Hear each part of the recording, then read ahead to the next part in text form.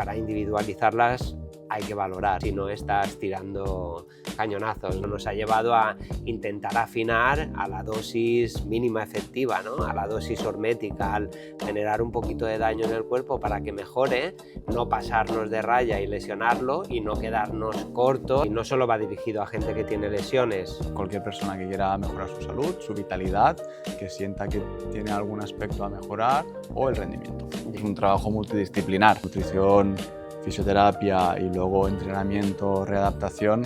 Esos tres pilares son los que dan vueltas y utilizan esos bloques para sacar unas conclusiones potentes. Que juntar lo mejor de todos los mundos es lo que realmente dará la potencia al tratamiento, ¿no? Todo empieza por lo que percibimos, lo que sentimos más de lo que percibimos, ¿no?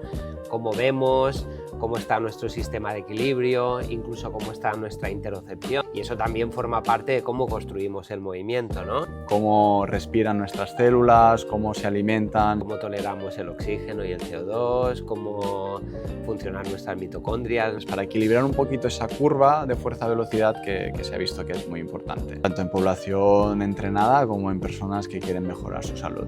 Ir a la prevención antes de la actuación.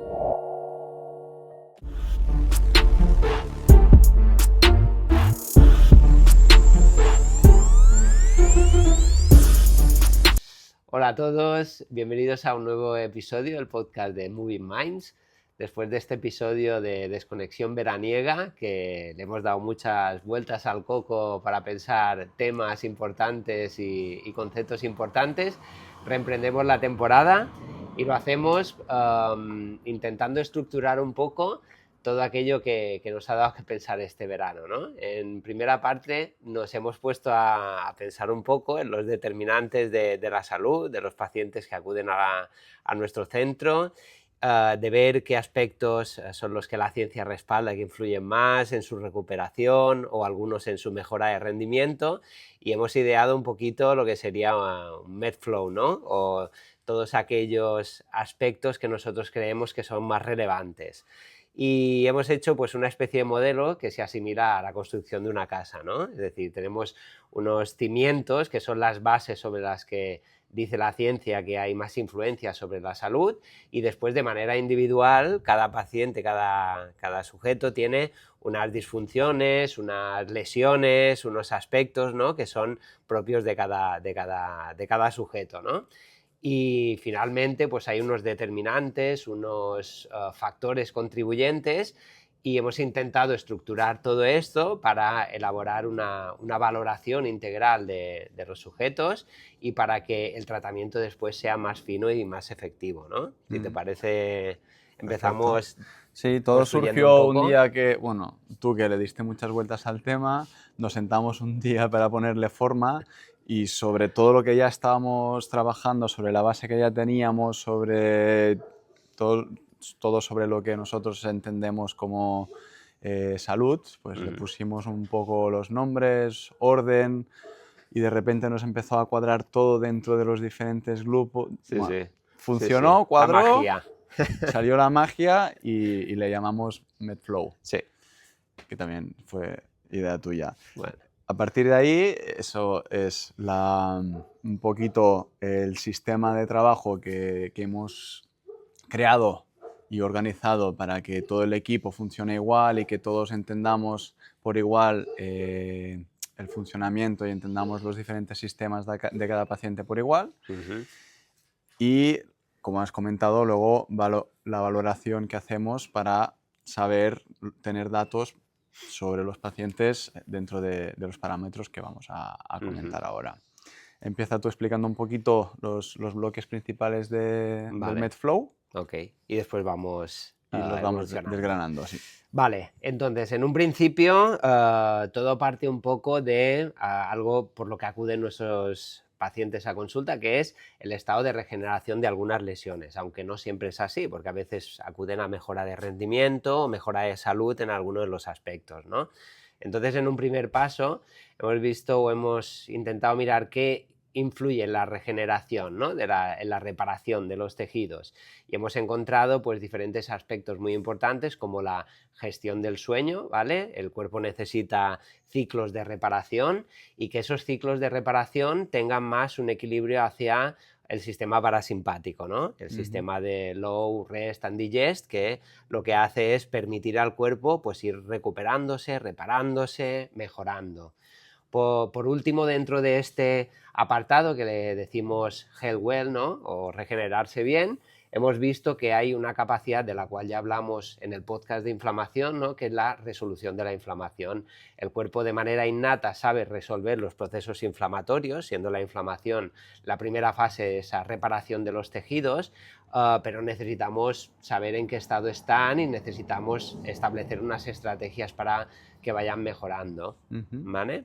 Por ejemplo, pongo otro, ¿no? Otro de los pilares es, pues obviamente lo que tenemos aquí dentro, ¿no? Hemos visto que todos esos mecanismos que la ciencia se llaman top-down, ¿no? Todos esos aspectos que maneja o inicia nuestro cerebro influyen mucho en la recuperación de las lesiones o en la mejora del rendimiento, ¿no? Entonces, pensar bien, think well, es imprescindible también para nuestro trabajo y ahí pues un poco el paciente o el sujeto cómo gestiona un poco las amenazas, ¿no? Y cómo sobre todo controla el dolor. El dolor es un motivo importantísimo, ¿no? Suele ser el primer motivo de consulta.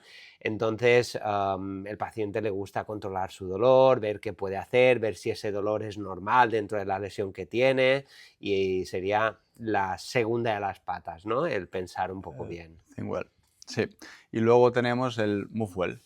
Y dentro del move well pues hay muchísimos aspectos, pero nos centramos un poquito en el análisis de la postura, que luego vamos a ver las diferentes formas de análisis, o que hay muchas que nosotros hemos establecido, que está la marcha, está cómo corremos, cómo nos movemos, cuánto nos movemos. Y eso tiene mucho que ver, todas las ventanas tienen que ver con los diferentes bloques. Cómo nos movemos va a tener que ver en cómo nos curamos y cómo detectamos el dolor o cómo percibimos ese dolor. Y luego está el sentir bien, ¿no? El sense well que le llamas tú. Que es una base también del movimiento, ¿no? Porque los últimos así paradigmas o de control motor, de movimiento, dicen que todo empieza por lo que percibimos, lo que sentimos más de lo que percibimos, ¿no? Cómo vemos, cómo está nuestro sistema de equilibrio, incluso cómo está nuestra interocepción, ¿no? El sentido de las vísceras internas, el sentido de saber escucharnos a nosotros mismos. Y eso también forma parte de cómo construimos el movimiento, ¿no? Y dentro del movimiento, que también creo que es un punto a matizar, que para nosotros es básico, y eso me lo dejaste tú totalmente claro, que todo es fuerza, ¿vale? Entonces, el análisis de la fuerza, y ahí tú has tomado partido en establecer un poco qué es lo más importante para empezar, va a ser una base para movernos bien, ¿no? Que así pues, establecemos el move well, movernos bien, sentir bien, que es una base del movimiento, y ahora ya solo quedaría la última, ¿no? El fuel well, que es cómo nos nutrimos, y no solo en la parte de los alimentos, que también que es muy importante, sino en la parte más celular, más dentro de cada, más micro, ¿no? Cómo respiran nuestras células, cómo se alimentan, si reciben bien todos los materiales para regenerarse, para morir cuando tienen que morir, para regenerar inflamaciones o resolver inflamaciones, etcétera, etcétera, que también es muy importante. Es importante cómo respiramos, cómo toleramos el oxígeno y el CO2, cómo funcionan nuestras mitocondrias, ¿no? También, muy importante. Y eso serían un poco los pilares de este método de trabajo que intentamos estar imponiendo, ¿no? Es como tener diferentes bloques que se interrelacionan entre ellos, pero que están bien organizados para prestarle bien atención, indagar dentro de cada bloque cómo está el paciente y a partir de ahí sacar unas conclusiones. Y para ello sacamos una batería de pruebas, de test, para tener información de cada uno de esos bloques, y entre todos los profesionales, que eso no lo hemos mencionado, evidentemente, porque lo damos nosotros por hecho, pero es muy importante resaltar que es un trabajo multidisciplinar, que no solo está un profesional trabajando en ello, sino que entre todos los profesionales del centro nutrición, fisioterapia y luego entrenamiento, readaptación, esos 3 pilares son los que dan vueltas y utilizan esos bloques para sacar unas conclusiones potentes y buscar una solución que perdure en el tiempo o que genere adherencia Sí, sí, sí. y Es que resuelva juntar el lo mejor problema. de todos los mundos en los que cada profesional trabaja y hacer un bloque que es lo que realmente dará la potencia al tratamiento, ¿no? Correcto. Muy bien. Ujú. Bueno, y aquí querías tú mencionar un poquito, antes de empezar con el tema de los test, el tema de las dosis, ¿no? Hmm. Claro, también es importante recalcar a quién va dirigido el test, ¿no? Y no solo va dirigido a gente que tiene lesiones, ¿no? Va dirigido también, como hemos dicho, a gente pues, que encuentra que a nivel de rendimiento no se encuentra bien, ¿no? De hecho, haya venido alguien, pues es que no mejoro en ciertos aspectos, no sé qué tengo que trabajar para mejorar más mi rendimiento físico y correr mejor o jugar mejor a tal, ¿no? Ujú. Y después, dentro de las lesiones, lo que nos estamos encontrando, que nos ha hecho ir un poco a esta dirección tan fina, ha sido tratar ciertas poblaciones especiales, ¿no? Hemos contactado con endocrinos para tratar gente con síndrome metabólico, con obesidad, que está siguiendo tratamiento de semiaglutidas, etcétera, etcétera. Hemos contactado y han venido pacientes de cáncer, ¿no? Y también nos han contactado gente pues, o médicos que quieren pues, meter tratamientos de cardiovascular. Y en todos ellos también nos hemos dado cuenta que hay que afinar mucho, ¿no? Que para prescribir un tratamiento hay unas guías clínicas, pero hay que individualizarlas mucho a cada paciente. Y para individualizarlas hay que valorar, ¿vale? Si Ujú. no estás tirando cañonazos, ¿no? Ujú. Y no sabes exactamente si lo que estás haciendo va bien. Ujú.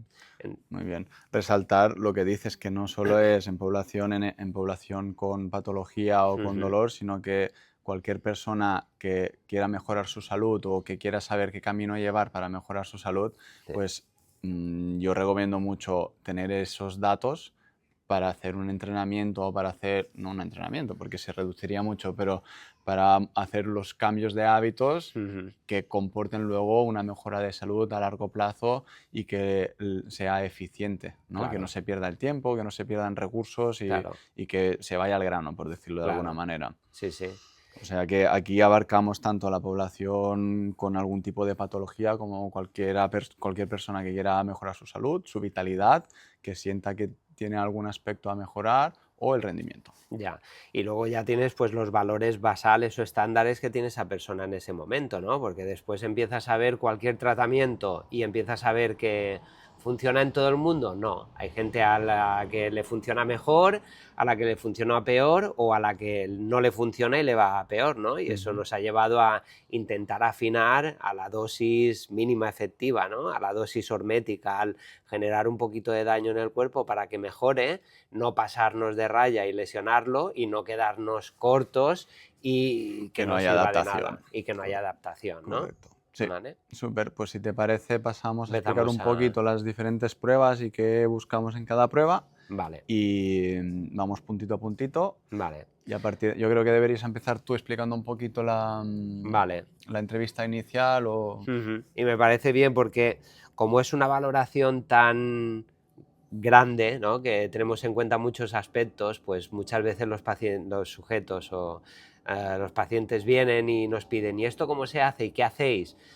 No nos da tiempo a explicarlo todo. No, es muy Entonces, así complicado. tenemos una guía pues, Mm. para que podáis ver un poquito qué incluye o qué hacemos durante estas valoraciones, ¿vale? Y el primer punto más importante en cualquier valoración sanitaria, deportiva, etcétera, etcétera, es la anamnesis, ¿no? La puesta en contexto de toda la información que nos cuenta el paciente, la exploración subjetiva, ¿no? Ujú. Entonces, aquí tuvimos un problema, que es que tenemos que conocer tanta información que se extendería mucho en la consulta, ¿no? Ujú. Y toda esa Y información también necesitamos que la tengamos los 3 profesionales a la vez. Entonces la solución que encontramos ahí fue enviar el cuestionario, que se haga el cuestionario a priori y luego los tres podemos hacer una revisión de ese cuestionario con toda la información, sacar unas conclusiones y luego si vemos que necesitamos ampliar un poquito alguno de los aspectos que hemos hecho en el cuestionario, pues ya en la misma Entramos consulta inicial directamente. ya le hacemos preguntas más específicas sobre... Para especificar, los tres profesionales son readaptador, fisio y el nutricionista, ¿vale? Y así tenemos todo el equipo al completo. Vale, pues en esta anamnesis pensamos que primero había que empezar por el principio, ¿no? Los datos de afiliación también nos dicen información, qué edad tiene, qué edad aparenta, etcétera, etcétera, ¿no? Y después ya vamos directamente al grano. Primero, si tiene alguna lesión o dolor, pues empezar a ver pues, cómo es ese dolor o esa lesión en ese momento, cuándo empezó, durante toda la temporalidad, pues qué es lo que ha hecho que mejore y que empeore, ¿vale? Y después a partir de ahí pensamos que había 5 sistemas en el cuerpo que había que prestarles mucha atención, ¿no?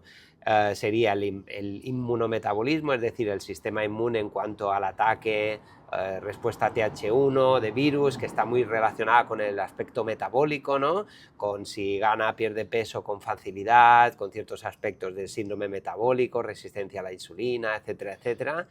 El segundo sería el sistema de mucosas, ¿no? Es decir, todas las mucosas del cuerpo que están interconectadas, ya sea a nivel del tracto gastrointestinal, ya sea a nivel de la piel, a nivel de aparato genitourinario.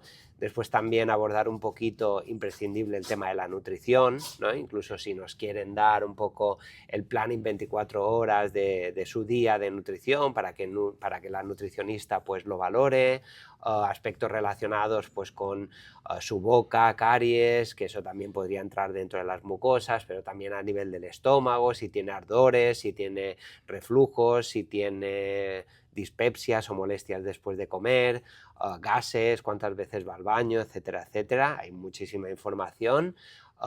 Después abordar el tema un poco endocrino, con los dos grandes ejes que nosotros creemos más importantes, que son el eje tiroideo, ¿vale? Y el eje gonadal, ¿no? Sobre todo en la mujer, el ciclo ovárico, cómo son los ciclos, si hay sangrado, dolor, etcétera, etcétera. Y después, no por ser menos importante, el sistema neurovegetativo, ¿no? Si el paciente pues se siente estresado, qué nivel, si duerme bien, Que ¿vale? le estresa, que no... Que le estresa, pues un poquito son los 5 pilares que nosotros creemos que por lo menos hay que empezar a pedir para ver si nos tenemos que profundizar en ellos. Cuando vemos que hay algo que resalta o que nos llama un poquito la atención, luego ya podemos hacer más preguntas todavía un poco más In encaradas situ, a... porque obviamente de esto es lo más importante también es estar cara a cara, ¿no? Y que el Sí. paciente se sienta escuchado, pero como hay tanta información, pues cribar un poco lo Sí, importante. aparte tener el momento del paciente de estar tranquilo en casa, responder, que son muchas preguntas, pero que todas son importantes y que nos puede parecer una tontería, pero esa pregunta nos puede a nosotros Claro. dar pie Un hilito a para estirar un encontrar poco algo. y encontrar algo que haya que trabajar. Y eso en una consulta ya se te van 40 minutos a lo mejor. Por lo menos. Entonces que se haga en casa tranquilamente y eso se Y luego reduce matizar muchísimo. en la consulta. Bien.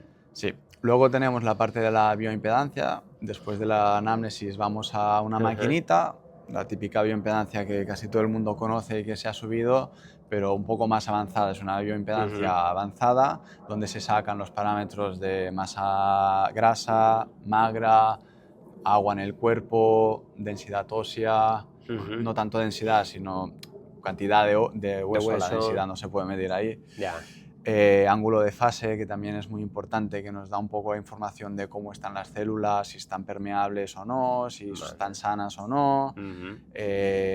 Información sobre posibles indicios de caquexia o pérdida demasiado grande de masa muscular. Hay varios parámetros que sobre todo Nuria, la nutricionista, saca a partir de la bioimpedancia y saca conclusiones de si está en un estado saludable o no, si hay algún índice que nos llama la atención, evidentemente la composición corporal, que ya de por sí si hay grasa visceral, etcétera, ya es un indicador de que puede haber inflamación crónica de bajo grado, etcétera, y a partir de ahí también le da información para generar un poquito ese equilibrio en el plan nutricional porque al final del test se le hace una propuesta nutricional básica, no es como si fuera una cita específica en nutrición, pero está bueno, encarada a mejorar lo que nosotros vemos que tiene que mejorar. las carencias o lo que hay que mejorar. Muy bien.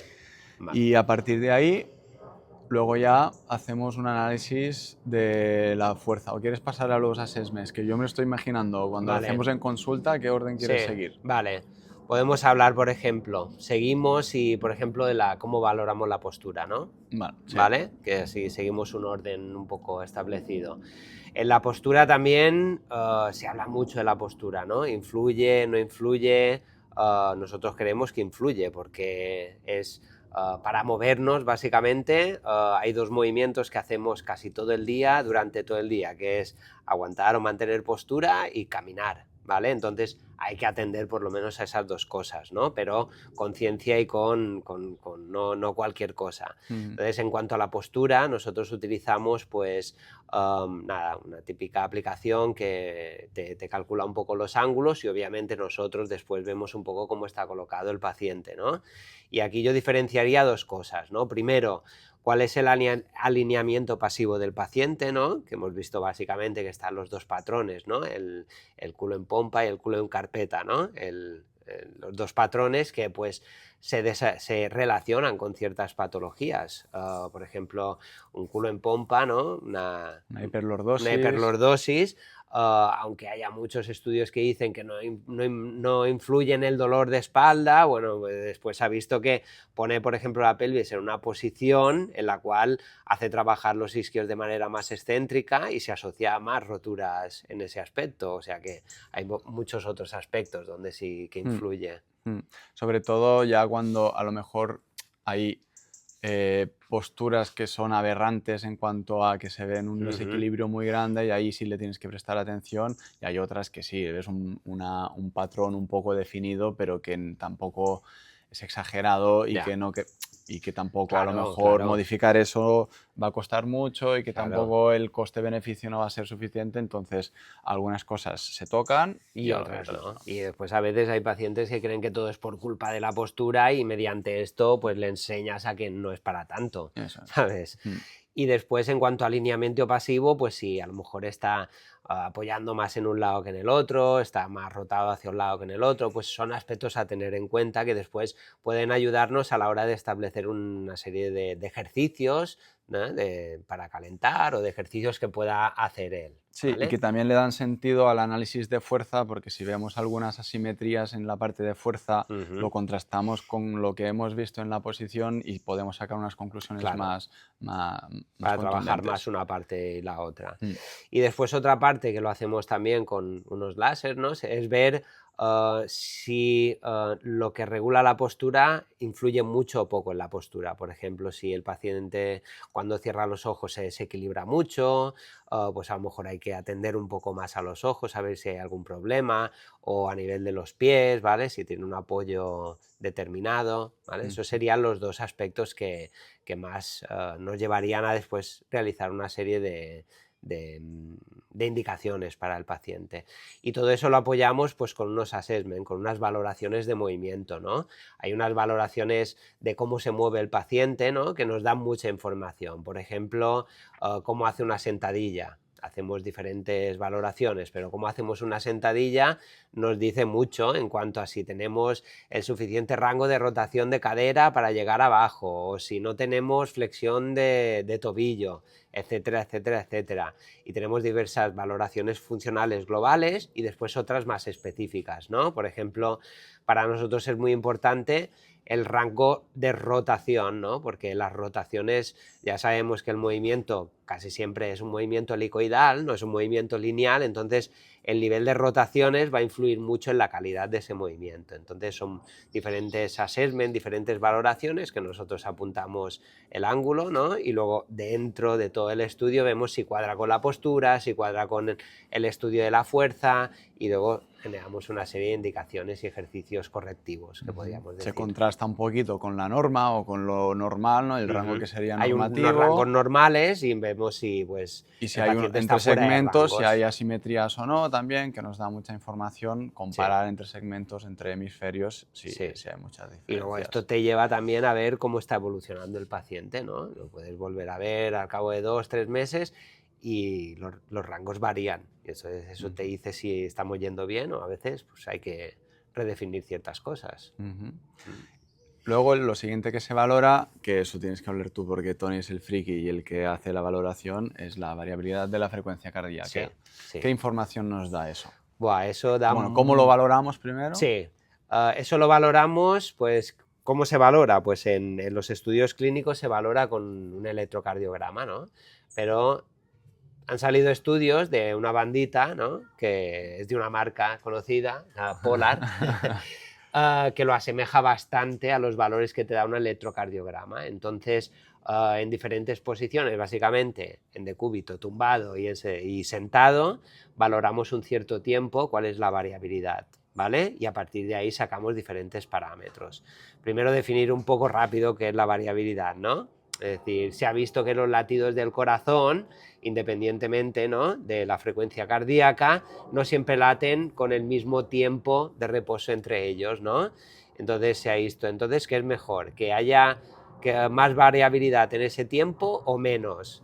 Y la respuesta, o lo que se ha visto que se asocia con una mejor salud, es que haya mayor variabilidad, ¿vale? Es decir, cuanto más variables sean los tiempos entre cada latido del corazón, pues se asocia a mejor salud, ¿vale?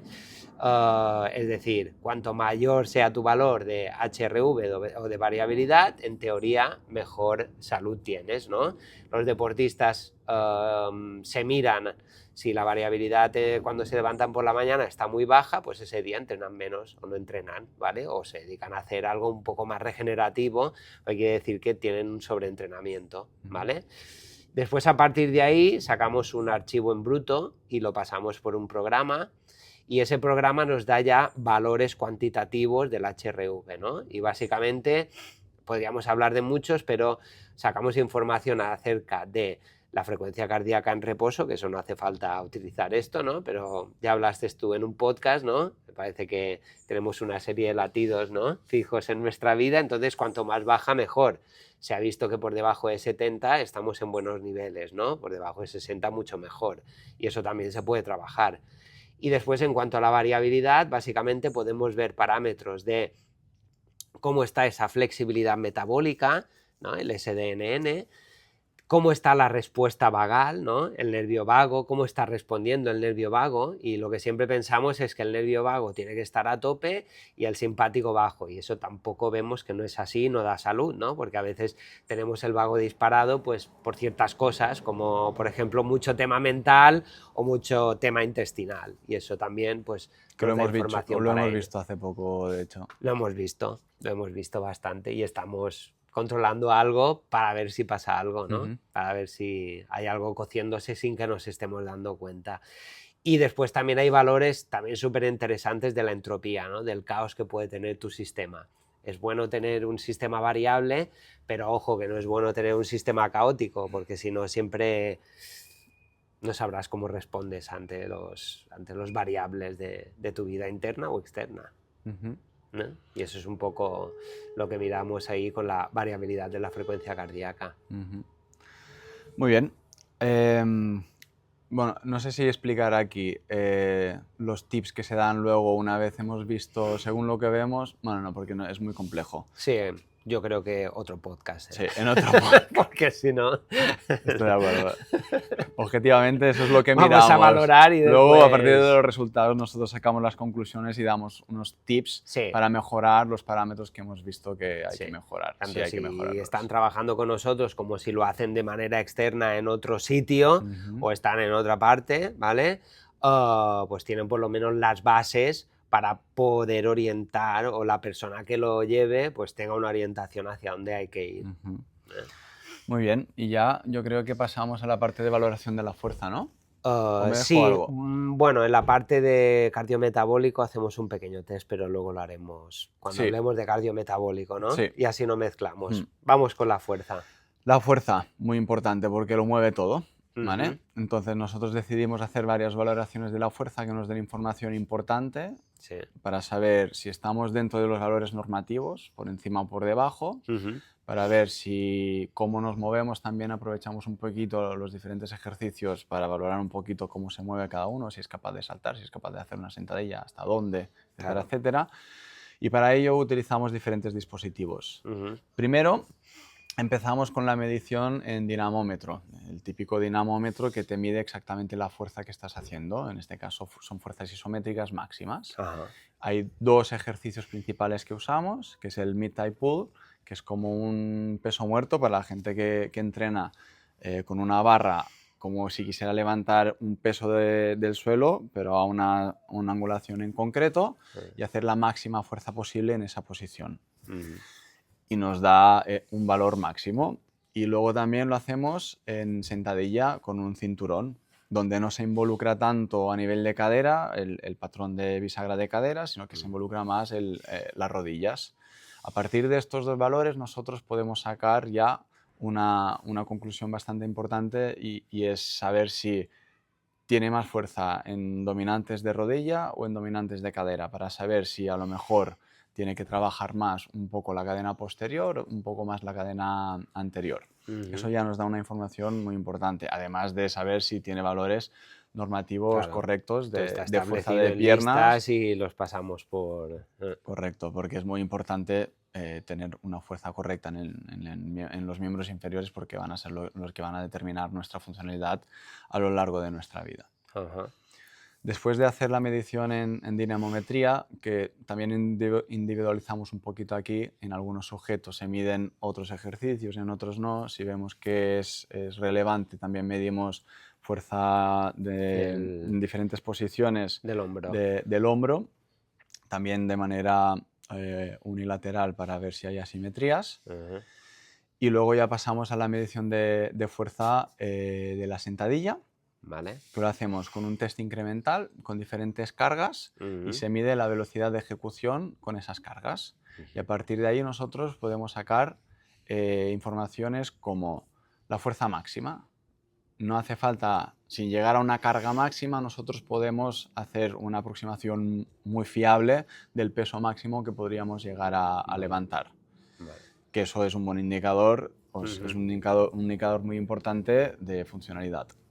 Luego también nos marca una curva de fuerza-velocidad donde nosotros vemos el sujeto si predomina más en la parte de fuerza cuando hay más peso o en la parte de velocidad, y a partir de ahí nosotros le podemos hacer un assessment, una recomendación de qué parte tiene que mejorar y qué tiene bien. A partir de ahí nosotros les podemos decir: cuando entrenes, prioriza entrenar aspectos de X manifestación de la fuerza, porque eso es lo que te falta y del otro te sobra. Entonces, para equilibrar un poquito esa curva de fuerza-velocidad que se ha visto que es muy importante, tanto en población entrenada como en personas que quieren mejorar su salud.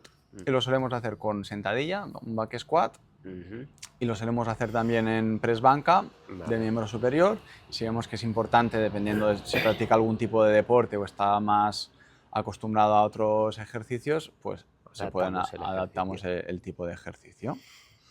Y luego ya pasamos a la parte de saltos, ¿vale? El salto parece un ejercicio o muy avanzado o que no es muy relevante para algunas personas, pero nos da informaciones muy importantes, tanto en la fuerza que podemos ejercer en relación a nuestro peso, como el simple hecho, se ha determinado que el simple hecho de poder llegar a saltar ciertas alturas determina el nivel de funcionalidad que tiene una persona y hacia dónde tiene que entrenar, ¿vale? Si una persona no es capaz de saltar más de 15 centímetros, por ejemplo, a partir de ahí tú deberías de entrenar con el peso corporal en algunos ejercicios, porque meterle carga ya sería demasiado, por ejemplo. Y luego hay diferentes saltos. Calculamos el contra movement jump, que es un salto con las manos en la cadera donde aprovechamos, yo siempre lo suelo decir, haz el salto de la forma en la que más saltaría sin usar las manos. Y así todo el mundo hace un contra movement porque aprovecha la bajada para despegar de nuevo. Y luego hacemos el mismo salto pero con una pausa abajo, que es squat jump, y vemos la diferencia de salto entre uno y otro. Vale. Con la diferencia de salto entre uno y otro, podemos determinar la capacidad de aprovechamiento de la energía elástica, que es un indicador muy bueno también de no solo la fuerza que tiene, la capacidad que tiene el músculo de generar fuerza, sino el aprovechamiento y la coordinación entre músculos, la capacidad elástica de los tendones y ligamentos para generar esos movimientos rápidos, que también se ha visto que es muy determinante en el movimiento. Y luego al final hacemos un salto que se llama drop jump, que se hace desde un cajón, dependiendo del sujeto, se hace a una altura u otra. Más o menos. Seguramente si ha saltado más en el contra-movement es capaz de caer de un cajón más alto. Y ese salto nos da un indicador muy importante que es el... no me recuerdo su nombre. RSI. O DSI. RSI. RSI. Que es el RSI, que es como el tiempo que tarda en generar, el tiempo que tarda cuando aterriza el sujeto en el suelo, los dos pies están en el suelo, en volver a saltar. Que eso es otro índice que nos dice la capacidad que tienen ellos de ser reactivos, de aprovechar energía elástica, etcétera, etcétera, que ha sido determinante, por ejemplo, en personas que han tenido algún tipo de lesión de miembro inferior, este índice se ve modificado y nos da información de que a lo mejor no está preparado para según qué tarea. O también si hemos visto en anamnesis que ha tenido algún tipo de problema de lesión en rodilla, etcétera, etcétera, se puede hacer el salto en un segmento y en el otro y se ve la diferencia entre los índices y ahí podemos ver si el segmento está bien recuperado o no. ¿Qué me dejo en la parte de fuerza? En la parte de fuerza lo único que a lo mejor es, como no todo el mundo pues a lo mejor puede hacer según qué, también a veces al principio hacemos con un grip, un dinamómetro, ¿no? Pero es aunque hay mucha base científica detrás, ¿no? La fuerza que puedes capaz de gripear, también te dice mucho de tu estado general de fuerza, ¿no? Entonces, como es rápido de hacer y nos da mucha info, o nos da una info muy general... Se ha estudiado mucho y hay mucha información, hay mucha normativa, hay mucha población y a partir de ahí puedes comparar los niveles. Sí. Y también ahí lo que vemos es mucha simetría, que también los parámetros de asimetría de un lado a otro nos determinan mucho el nivel de salud a largo plazo. Que muchas veces recomendamos trabajar esa simetría a partir simplemente de ese test de dinamometría porque parece una tontería, pero no, sí. Muy y importante. Es un test muy fácil de hacer, con algo muy... Y yo creo que de fuerza, pues con ejercicios básicos y valoraciones básicas, sacamos muchísima información, ¿eh? Sí. Sacamos muy buena información que nos deja sacar conclusiones que luego son muy potentes. Sí. De hecho, el otro día justo estaba leyendo un artículo que habían sacado que entrenamiento concurrente, o sea, se hace el entrenamiento metabólico y luego se ha visto que el entrenamiento ajustado con carga-velocidad es mucho más eficiente en hipertensos. O sea, justo han sacado un artículo. Eso lo digo porque nosotros, a partir de los datos que sacamos del test de fuerza, determinamos con qué cargas tiene que trabajar, a qué velocidades, a qué pérdida de velocidad, eso se llama el perfil carga-velocidad, que genera unas adaptaciones mucho más eficientes dentro del entrenamiento de fuerza. O sea, el tema de llegar al fallo o trabajar en cargas superiores a las que debes trabajar, a lo mejor te genera un estrés demasiado alto en tu organismo. Claro. Y no te genera tantas adaptaciones como estar parando en cierta repetición, en cierta velocidad y hacer... Claro. Lo que decíamos, ¿no? La dosis mínima efectiva. Correcto. Eso es lo que necesitas. Esfuérzate allí en ese rango, pero si te pasas, estás desaprovechando, perdiendo pasarse, tiempo. ¿no? La gente que entrena y no tiene adaptaciones... Diría que el 80% de la gente que entrena se pasa. Sí. Algunos porque les gusta pasarse, el no pain, no gain, ¿no? Ya, pero que sí, que si siempre te pasas, pues al final vas para abajo, ¿no? Sobre entrenamiento, estás demasiado estresado, a nivel hormético, digo. Sí.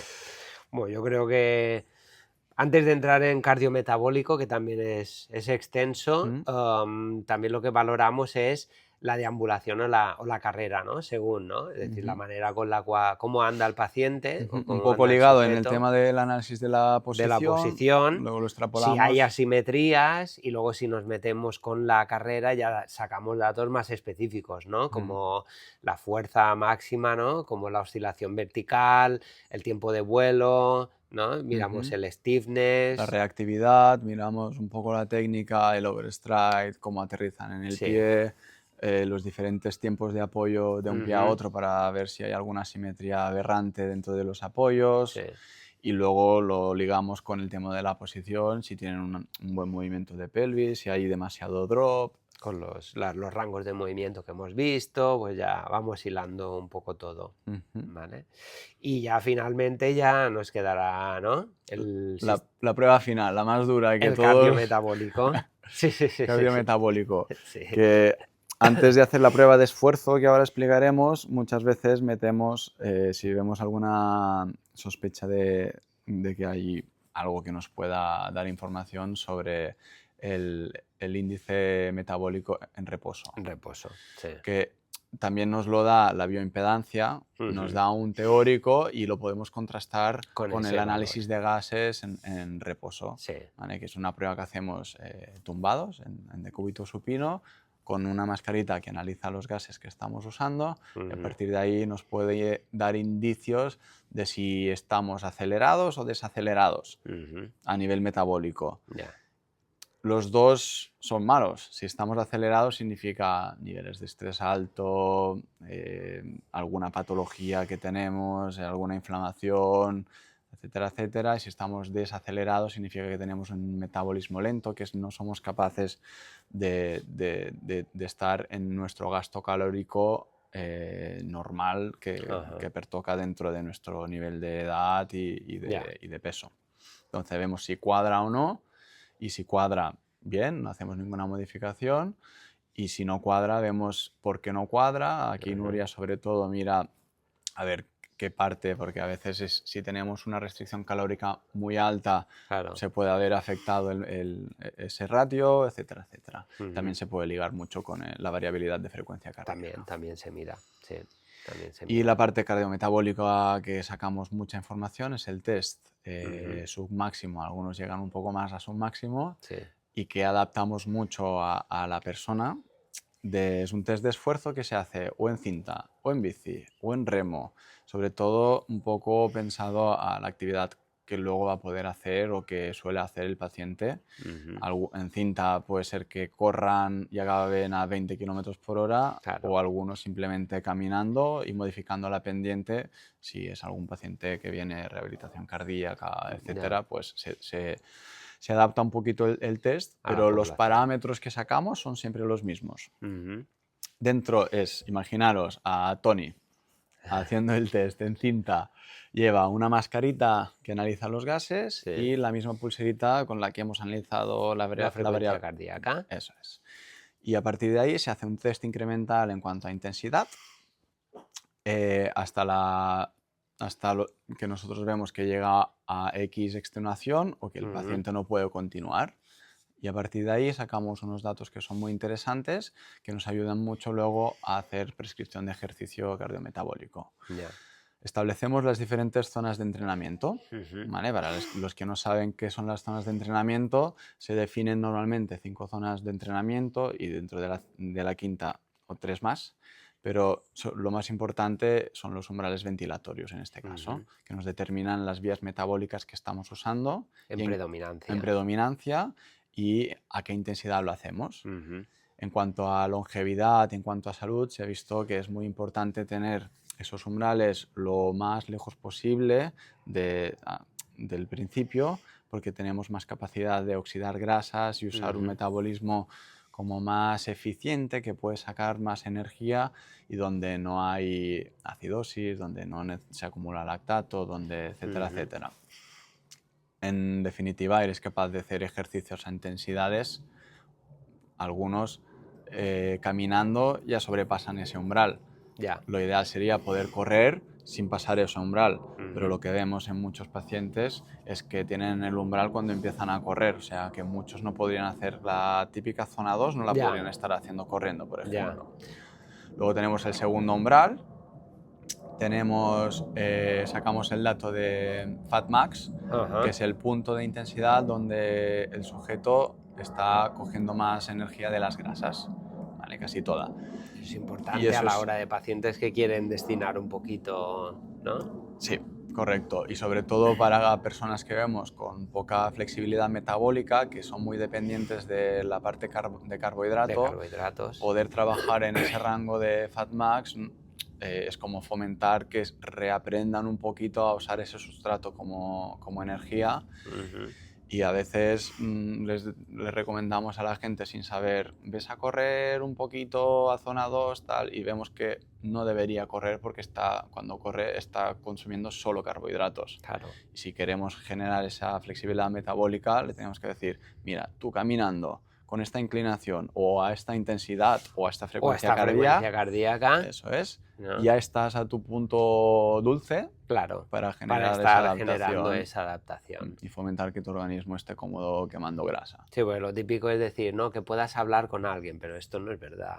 Es una manera muy Es una práctica. manera práctica, ¿no? Pero si te guías por eso puedes fallar mucho, ¿eh? Sí. No es objetivo. Sí, que al final, para zonas, a lo mejor sí que en percepción de esfuerzo o con esos assessment te puedes determinar, pero en el Fatmax no, porque es un punto mucho más concreto. Mucho más concreto. Y en zona 2 hay gente que está en zona 2 a nivel de frecuencia cardíaca y de percepción, pero no está quemando nada de grasa o muy poca, Claro. o mucho menos de lo que debería estar. Vale. ¿Vale? Ujú. Y después también sacamos el parámetro del VO2 pico, Pico, sí. ¿vale? Que es el máximo consumo de oxígeno que se consigue en la prueba, Ujú. que nos determina la capacidad, influye en muchos organismos, ¿no? Pero nos da una información muy importante porque es un poquito en resumen, lo hemos comentado en casi todos los podcasts, Sí. sale el tema, que es Sí, la sí, capacidad sí. que tenemos desde coger aire hasta procesarlo y que se utilice el oxígeno como para luego generar el ATP, que es la Sustrato molécula, energético. etcétera, etcétera. Entonces el VO2 pico en la prueba nos da un valor que es muy importante para saber en qué punto estamos, a nivel normativo si estamos por encima o por debajo, y luego también nos determina un poquito, porque yo siempre lo explico de esta manera, es como si estás en un punto límite, que si estás por debajo pierdes funcionalidad, Ujú. significa que dentro de 5 años estarás por debajo, porque Ya. el VO2 max Siempre se pierde con siempre se pierde con la edad. Entonces ahí le decimos a los sujetos cuál es el objetivo de VO2 que debería conseguir con su edad o cuál sería el correcto para saber que a sus 80 años seguirá siendo funcional si no hay alguna patología por en medio. Ya, ¿Vale? siempre con vistas al futuro. Sí, que a veces Es como ahora... una hucha. Sí. Hay que llenarla para Que cuando muchos vayas sacando. o cuesta pensar en el futuro, ya llegará a eso, No. pero el hecho de poder llegar a esa edad pudiendo ser funcional Sí, te sí. determina la calidad de vida de una manera determinante. Sí. ¿Vale? Entonces, ahí se acaba. Llegamos Ajá. a la extenuación casi máxima y acaba el test. Cuando acabe el test, nosotros recogemos todos esos datos, Ujú. Que no son pocos. que no son pocos. Necesitamos unos cuantos días, semanas para sacar conclusiones entre los tres. Sí. Y se envía un dossier informativo al paciente con Ujú. todos los datos que hemos sacado, explicando... De las tres fuentes de información que tenemos, ¿no? De la nutrición, de la parte de ejercicio y recomendaciones un poco más genéricas de postura. Nos hemos dejado un punto, la respiración, ¿vale? Dale. Súper importante. La respiración también la valoramos porque para nosotros es muy importante, ¿vale? Se ha visto, ¿no?, que mejorar la eficiencia del oxígeno y la tolerancia al dióxido de carbono, entonces necesitamos establecer diferentes parámetros, algunos objetivos, otros subjetivos. Como objetivos intentamos estimar un poquito la presión inspiratoria máxima y la presión expiratoria máxima, porque después esto nos permitirá trabajar con los dispositivos de IMT, ¿no?, de trabajo de musculatura inspiratoria y expiratoria, y podemos decirle al paciente, son aparatos muy baratos, ¿no? Entre 50 a 100 euros tienes un aparatito y puedes hacer ejercicios tanto inspiratorios como expiratorios con una presión específica que te permita mejorar en ese aspecto, ¿no? Y después también una valoración un poco corporal, ¿no? De si tienes una respiración más abdominal, una respiración más, torácica, pues para ver un poco si tienes zonas de compresión que necesiten expandirse o zonas muy expandidas por alguna alteración postural o otra alteración que podamos encontrar. Y después, en según qué casos, también podemos incluso mirar con el ecógrafo si el diafragma tiene una buena excursión de movimiento o si tiene algunos déficits, ¿no? Y eso es un principio lo que empezamos a valorar porque unos tips respiratorios o unos ejercicios, unos drills respiratorios, también se ha visto que mejora mucho. Por ejemplo, trabajar las presiones inspiratorias y expiratorias mejora el VO2 más, ¿no? Sí, Y eso, es una cosa, es un olvidado que claro, se ha visto que mejora V2 más con un poco esfuerzo relativo en sí, comparación a meterse a series hacer corriendo, series y etcétera, acabar etcétera. destruido, ¿no? Y con ejercicios que también cuestan, porque parece que no, pero cuando te pones con el IMT también cuesta, Mm, pues también nos da un tip y unos ejercicios que son muy valiosos para el paciente, sí, ¿sí? Y con eso sí que ya creo que tenemos todo, ¿no? ya tenemos todo el global, Mucha información, sacamos mucho conclusiones de eso. tiempo, poco, no, un tiempo razonable, porque valorar todo esto nos tardamos entre 2 horas, un poquito más a veces, Mm, estudiarlo mucho más, ¿no? Y cuadrar el de esto un poco más, pero bueno, creemos que es un punto de partida objetivo para afinar todo lo posible con el sujeto. correcto. Luego, el sujeto se lleva, cuando ya tenemos todos esos datos y las conclusiones, se lleva un dossier donde se puede observar todos los valores obtenidos, se explica un poquito cada valor para qué sirve Sí. y con unas recomendaciones finales para que luego lo pueda tener él, porque de repente viene una persona que no puede entrenar presencialmente con nosotros Porque no puede y, tratarse o con que es de nosotros y otra tener una isla guía, me de la haréis... península Ya está. y así Sí, con sí. esos datos cualquier entrenador y cualquier profesional bien cualificado sabrá Hacia dónde tirar. hacia dónde O tirar. si dentro de cierto tiempo quiere volver a ver cuál ha sido el resultado de lo que ha hecho, pues ya tiene una medida objetiva para saber si hay que ir por ahí o no. También se puede repetir como un seguimiento y no como una valoración Sí. inicial. Y más adelante lo que solemos hacer es testear según qué Sí. aspectos Oye, sobre los esto que... no me gusta mucho tal, o me gustaría volver a vértelo en 15 días. ver cómo ha evolucionado. Sí. Los niveles de fuerza luego son muy fáciles de evaluar porque con la misma carga se evalúa la velocidad a la que se mueve y ya Y sabes ya si estás sabes más si... fuerte. Ya. Los niveles de VO2 sí que se tiene que hacer el test tedioso de esfuerzo máximo. A nivel de respiración y postura, nosotros Más o mismos dentro de menos. las sesiones ya vemos la evolución y a nivel de síntoma también se ve. Sí. Las pautas nutricionales también que pone Nuria dentro del dossier, de si el paciente la sigue, etcétera, etcétera, y se puede ir comentando un poquito para... Normalmente también si ve que algún suplemento le puede funcionar bien en caso de no descanso, en caso de déficit o O de sospecha de regular la déficit de inflamación alguno, o... algún adaptógeno para dormir mejor, etcétera, etcétera. Vale. Y bueno, toda esta información que para nosotros es muy importante, pero que para la gente todavía es más importante porque puede llegar a ser un determinante y que nos puede llegar a ayudar a detectar algunos déficits o algunos problemas que pueden llegar a ser importantes en el futuro. Es como ser precavido, que a veces cuesta, ir a la prevención Ya. antes de la actuación, ¿no? Sí. Anticiparse un poco. Anticiparse. y hacer las cosas con razón y con un objetivo y con una mejora que es Luego que que es también mejor. motiva un poquito, ¿no? Claro. Cuando tienes ahí los datos, dices, bueno, tengo que mejorar eso, voy a mejorarlo y puedes hacer esos objetivos SMART, ¿no? Medibles y que luego puedes volver a valorar y que puedes saber si Tienes realmente has un evolucionado. target de trabajo. Eso es. Muy bien. Pues espero que se haya entendido, que la gente aprenda un poquito de qué se hace. Sí, sí. dentro No de es esa fácil, sesión. pero es que el cuerpo no es fácil. Es muy complejo. Es muy complejo. Y seguro que lo vamos a cambiar. Seguro, Y o vamos a a añadir, mejorar y quitar. añadir, porque poner orden a esa complejidad, hasta ahora creemos que lo hemos medio conseguido, ¿no? Y seguro que se puede mejorar.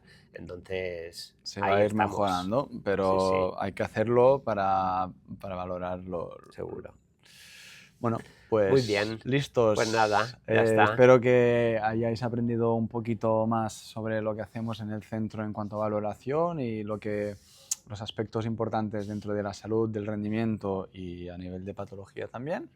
Cualquier duda, escribís, contactáis con el centro, escribís en comentarios, lo que sea, ¿no? Lo que queráis. Y ahí estaremos pues para aclararlo, para futuros temas que podamos. Y si tenéis hacer. alguna sugerencia de algo que queráis también, que obviamente. creáis que es importante valorar, pues Obviamente. valoramos nosotros si es importante. Estamos en añadirlo dentro. constante cambio, eso sí que es verdad. Eso es algo positivo, yo No creo. caótico, ¿no? pero ¿No? constante cambio. Nos sentamos, lo organizamos y a los 3 Y meses volvemos para a adelante. sentarnos. Pero bueno, mantenemos la línea. Que es lo Yo creo que es importante, ¿no? Mantenerse con La la mente línea y- abierta. Sí, A sí, lo sí, mejor sí. hace 10 años no, la respiración pensábamos que era Claro. algo fisiológico y que no Y se hemos visto valoraba. cómo trabajan otros centros y coges ideas de uno, al fin y al cabo es un poco, ¿no? Somos Nos retroalimentamos. mercenarios de todos.